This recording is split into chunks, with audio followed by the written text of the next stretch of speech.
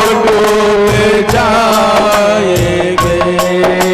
पकड़ लो हाथ बने बारी, नहीं तो डूब जाएंगे। देखिए, आपके यहाँ हम आए, आपसे कोई संपर्क नहीं था। एक बात बताइए, मिलने वाला बड़ा होता है या मिलाने वाला? है? मिलने वाला बड़ा होता है या मिलाने वाला? तो हमारे भैया छोटे भाई दुर्गा प्रसाद जी, इन्होंने महाराज जी से हमें मिलाया। इनके स्वागत में जोरदार तालियां हो जाएं।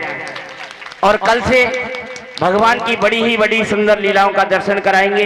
रात्रि काल में रासलीला और दिन में रामलीला का आप लोगों को दर्शन कराएंगे। आइए कथा की ओर चलते हैं।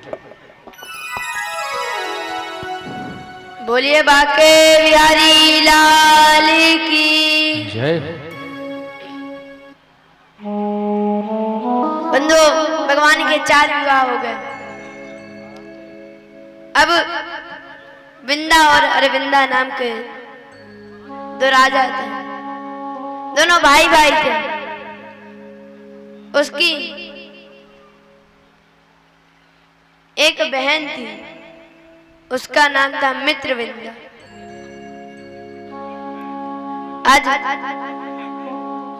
5वां विवाह प्रभु परम लाडली मित्रविंदा के साथ हुआ। एक नग्नजीत नाम के राजा थे, उनके यहाँ 7 बैलों को जो एक साथ नथ ले उसका स्वयंवर रचा जाएगा। आज भगवान ने 7 बैलों को नाथ लिया और नग्नजीत ने अपनी पुत्री के साथ विवाह करा दिया। भगवान से नग्नजीत के साथ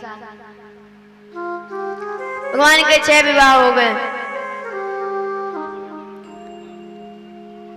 7वां विवाह भद्रा के साथ हुआ, 8वां विवाह लक्ष्मणा के साथ हुआ। ऐसे भगवान के 8 विवाह हो गए। अब 16,100 विवाह कहां से हुए? सुखदेव जी कहते हैं, राजा परीक्षित, अब मैं तुम्हें 16,100 कन्याओं के बारे में बताता हूं। बताते हैं, एक बहुत पराक्रमी राजा भौमासुर, बड़ा बलशाली, वो अपने बल का दुरुपयोग किया करता था।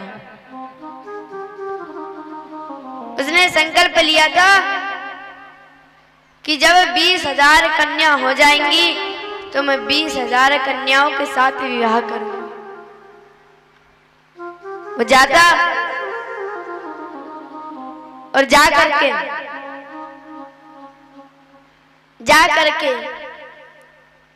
कन्याओं का हरण कर लेता।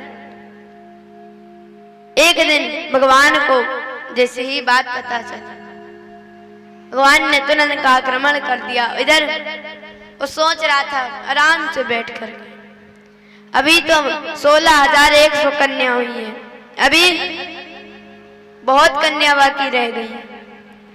भगवान को जैसे ये बात पता चली, भगवान ने तुरंत ही आक्रमण कर दिया। आज भगवान ने जैसे ही आक्रमण किया,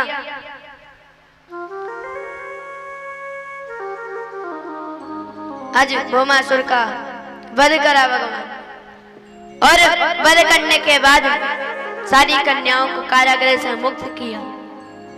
कन्याओं ने कहा, प्रभु अब हम क्या करें? घर में जाएंगे तो घर वाले हमें नहीं रखेंगे, हमें रास्ता नहीं पता। तब भगवान ने उन्हें अपनी रानियों का दर्जा दिया। आज बताते हैं कि ये 16,108 विवाह कौन कौन है। 16,000। बंधुओं, 4 वेद हैं। 4 वेद में 3 कांड है, ज्ञान कांड, कर्म कांड, उपासना कांड। ज्ञान कांड में 4,000 मंत्र हैं, कर्म कांड में 80,000 मंत्र हैं, उपासन कांड में 16,000 मंत्र हैं। कुल मिलाकर के वेदों में 1,00,000 मंत्र हैं। उपासना कांड के मंत्र वही कृष्ण की पटरानी है, और 100 प्रकार के उपनिषद, वो 100 पत्नियां हैं, और 8 प्रकार की प्रकृति, भूमि, जल, अग्नि, वायु, आकाश, मन, बुद्धि और अहंकार। ये 8 प्रकार की पटरानियां हैं। आज ठाकुर जी अपने बैठे हुए थे। जब बैठे हुए थे तभी ठाकुर जी सोचे, मेरी जितनी भी पटरानियां हैं सबको अपवन में जाके विलाप करती हैं, लेकिन आज तक रुक्मणी नहीं गई। आज तक रुक्मणी नहीं गई। आज भगवान रुक्मणी के पास आ गए और हास प्रयास करने लगे। आज जैसे ही रुक्मणी के पास आए तो तुरंत ही बंधु भगवान ने कहा, क्यों रुक्मणी, मुझे पत्र भेजा था, तेरे भाई ने शिशुपाल के साथ विवाह कर दिया था, कितना बड़ा राजा, उसके साथ विवाह करती हमारे गांव के गवारी न जाने कहां थे, राजा तो अभी बने, हमते विवाह काई को करो। आज रुक्मणी चुप बैठी रही। भगवान ने कही, हम जैसे गांव के गवारियों से विवाह क्यों कर लिया? क्या कह रही थी? सत्वा गुराण भवन सुंदर बतानते। मैंने केवल आपके बारे में सुना, आपको देखा नहीं है। शिशुपाल, बड़े बड़े राजा से नाम पूछो, शिशुपाल को जानते हैं? हाँ जानते हैं। और मेरे बारे में पूछना नहीं जानते? संतों से पूछना मेरे बारे में, जानते हैं? अरे वो कितने गरीब संत, उनके ऊपर विश्वास कर लिया तुमने। आज भगवान बात बोली ही जा रहे। 10 पुत्र हो गए रुक्मणी के। कहा, अब जाओ तो शिशुपाल से विवाह कर लेना, जाओ व्रत तैयार करना। जैसे ही ये बात सुनी तुरंत माता मूर्छित हो गई। भगवान सोचने लगे, बताओ मैंने ज्यादा ही गलत बोल दिया। मूर्छित हो गई। पंख, एक हाथ में पंखा है, चतुर्भुज रूप धारण करा, एक हाथ में पंखा, एक हाथ में जल, एक हाथ से सिर दबा रहे हैं। आज भगवान ने कहा, इससे सुंदर पत्नी भी नहीं है, अगर कुछ हो गया तो मैं क्या करूं? आज रुक्मणी जी जैसे ही उठी, प्रभु ने कहा, अरे मैं तो हास प्रयास कर रहा था, हंसी मजाक कर रहा था, आप तो बेहोश हो गई। रुक्मणी जी ने कहा, अगर आज के बाद ऐसा मजाक करा तो मैं तो सीधे चली ही जाऊंगी। आज इधर भगवान कृष्ण के प्रत्येक पत्नियों के गर्भ से 10-10 पुत्र हुए, उत्पन्न हुए। सबके 2-2 विवाह हुए। अनिरुद्ध का विवाह रोचना के साथ हुआ और दूसरा वाणासुर की पुत्री उषा के साथ हुआ। सुखदेव जी कहते हैं, राजन एक बार की बात है, भगवान के सारे पुत्र एक वन में गए। और वन में जाकर के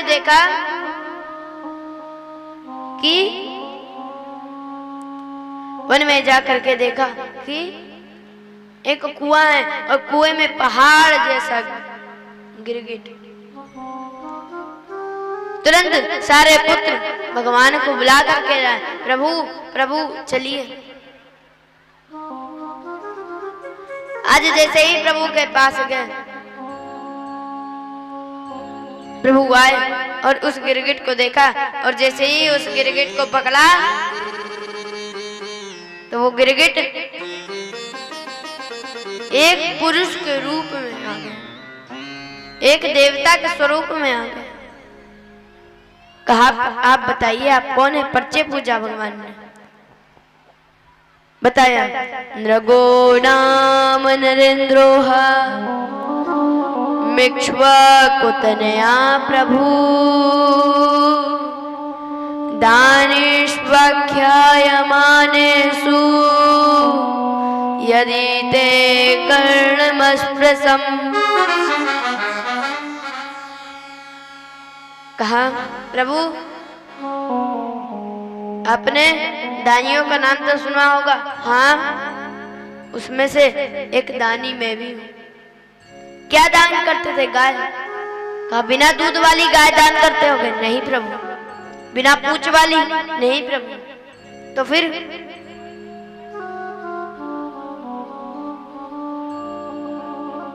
मैं सुंदर गाय दान करता था,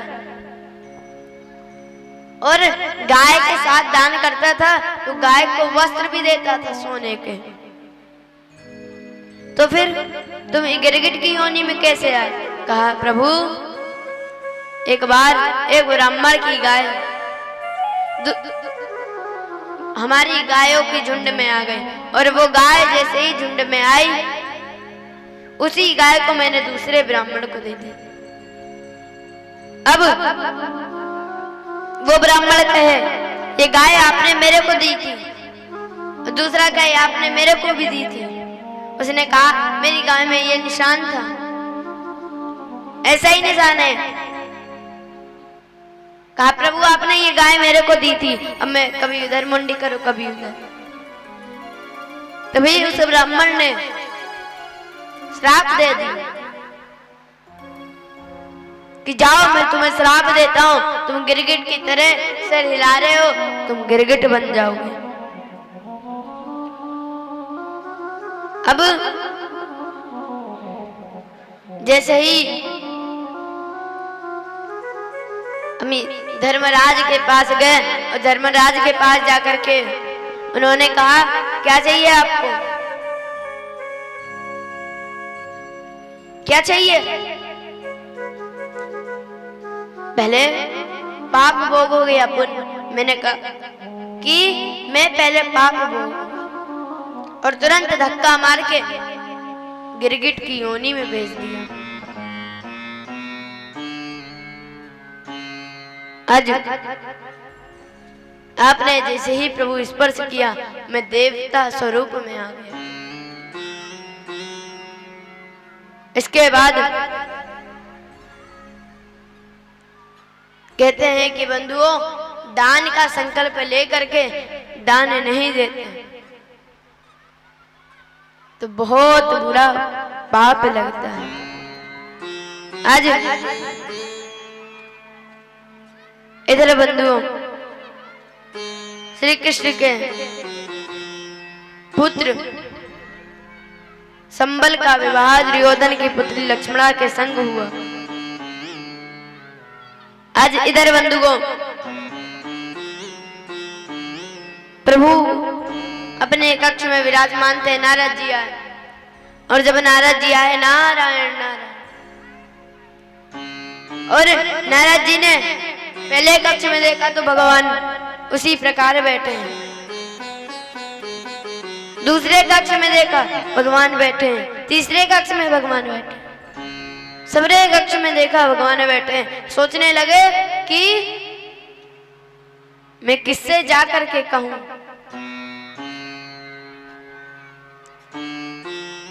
तभी भगवान एक कक्ष में गए। भगवान के एक कक्ष में गए नारद जी और जाकर के नारद जी ने कहा प्रणाम प्रभु। कहा प्रभु राजसूय यज्ञ कराना, राजसूय यज्ञ कराना। जी प्रभु। भगवान ने कहा ठीक है। तभी उद्धव जी महाराज आ गए और जैसे ही उद्धव जी महाराज आए कहा प्रभु राजा जरासंध ने अनेकों राजाओं को कारागृह में बंद कर रखा है। भगवान को ये बात पता चली, अब दो काम कैसे एक साथ करूं। आज भगवान तुरंत ही पांचों पांडवों को लेकर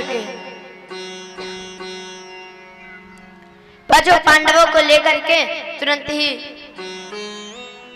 जरासंध के द्वार पर गए, भिक्षा मांगने लगे। जरासंध ने कहा क्या चाहिए? कहा युद्ध करना है।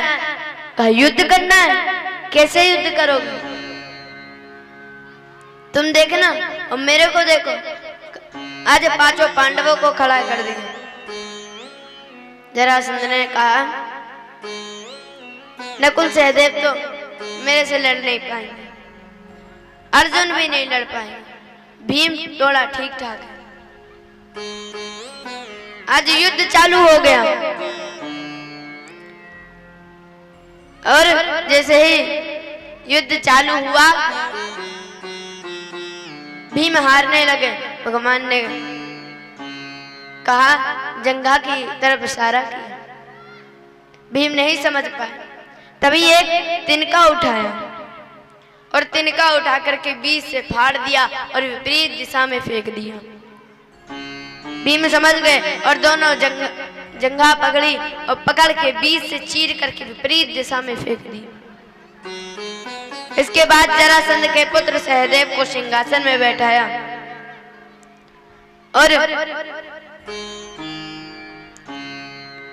इधर राजसूय यज्ञ प्रारंभ हुआ। राजसूय यज्ञ जब प्रारंभ हुआ सबको काम बटे। मामा शकुनी का काम था दान को गिन करके अच्छे से रखना। दुर्योधन का कार्य था जो भी दान दिया उसे कुछ संभाल करके गिन करके रखना। सबको काम बांटे गए। आज इधर भगवान का काम दिया गया। जितने भी ब्राह्मण आएंगे सबके भगवान पत्तल उठाएंगे और पत्तल उठा करके भगवान चरण धोएंगे। सबको काम दिया। अब जब यज्ञ प्रारंभ होने के बाद जब पूजन की बारी आई कि पूजन किसका करें, तब बताया पूजन सबसे पहले तिलक भगवान कृष्ण का होगा। शिशुपाल ने जैसी बात सुनी गाली देना चालू कर दिया भगवान को। ब्रजबाधारी के दो बापन को गांव का गवरिया इस भगोड़ा की पहले तिलक होगा। अरे ये तो चोर है। आज सारे पांचों पांडव मारने के लिए दौड़े। भगवान ने मना कर दिया, पांडवों ने। मेरी ये बुआ का पुत्र और मैंने वचन दिया था अगर इसने 99 गाली से ज्यादा बोली तो 100वीं गाली बोली जैसे ही उस शिशुपाल की गर्दन भगवान ने काट दी और शिशुपाल के शरीर से एक दिव्य ज्योति निकली और वो ज्योति निकली जैसे ही वो ज्योति निकली तो आज वो ज्योति निकल के भगवान के चरणों में विराजमान हो गए। और बंधुओं राजसूय यज्ञ पूरा हुआ। भगवान लौट करके द्वारिका आए। वहां सल्लभ का उद्धार किया, दंत वक्र का उद्धार किया। बलदेव जी महाराज तीर्थ यात्रा को भेजे और सूल महाराज का उद्धार किया। सूल के पुत्र को राजगद्दी में बैठाया।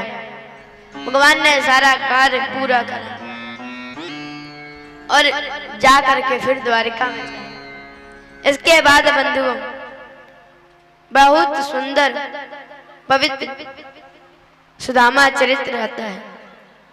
कृष्णस्यासी सखा कश्चित्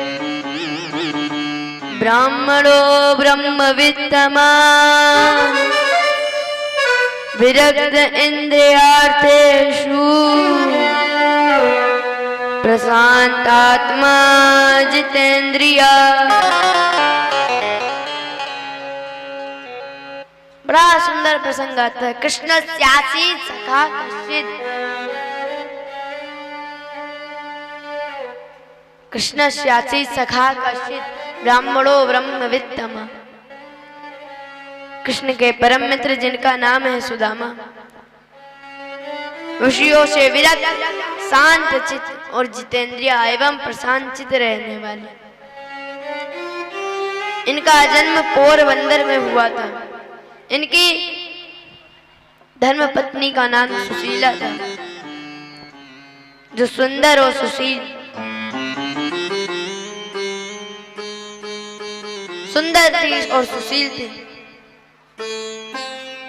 सुदामा जी महाराज बहुत ही निर्धन थे।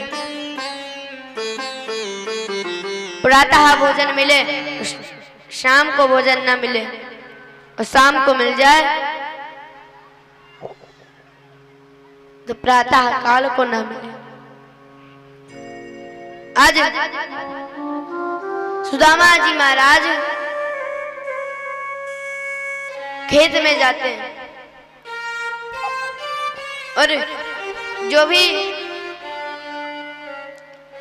गेहूं के दाने, जिसके भी दाने मिल जाते तो तुरंत ही उन्हें कूट करके दो टिक्कड़ बना के आराम से पाते हैं।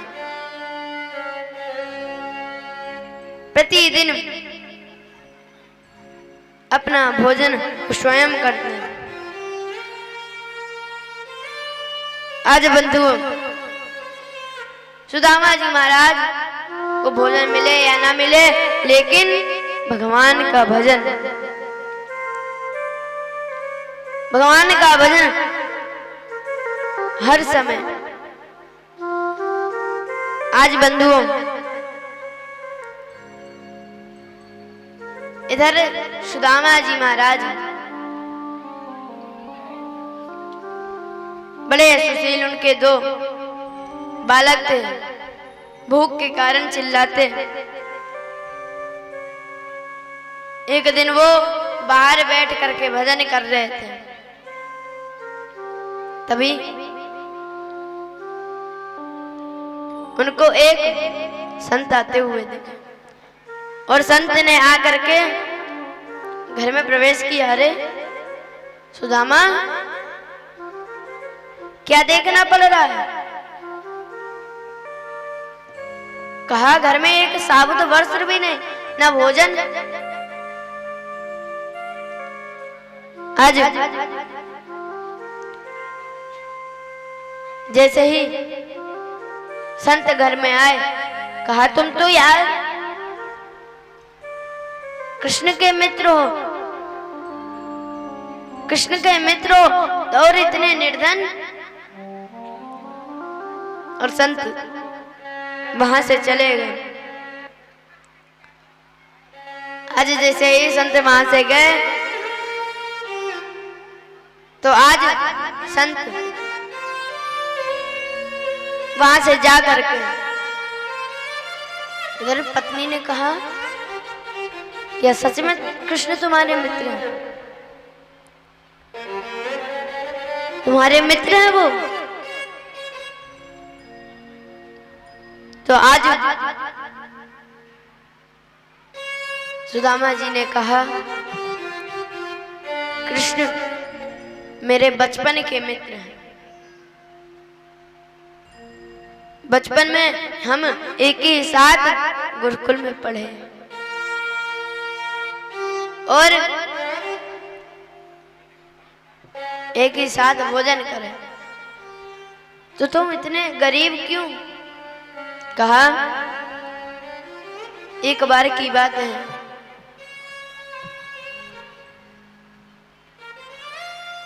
मैंने एक दिन ही अपने गुरुदेव ने जो भी याद करने को दिया था मैंने उनको याद नहीं किया और उन्होंने लकड़ी काटने को भेज दिया, तो कृष्ण भी मेरे साथ लकड़ी काटने गए। दोनों लोगों के चने दिए,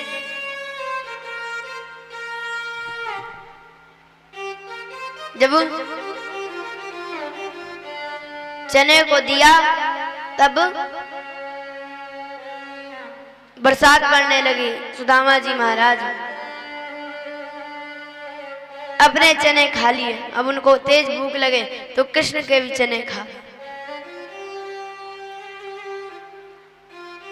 आज ठाकुर जी को पता चल गया। ठाकुर जी ने कहा अरे मेरे चने दो ना। कहा आगे पानी आएगा तब खा लेंगे। जला गया, चने दो। तभी सुदामा जी ने कहा प्रभु मेरे को क्षमा करो, क्षमा करिए मेरे को, मैं आपके चने खा गया। आज इधर गुरुदेव को बात पता चली। कहा सुदामा ये तुमने क्या किया? तुम्हें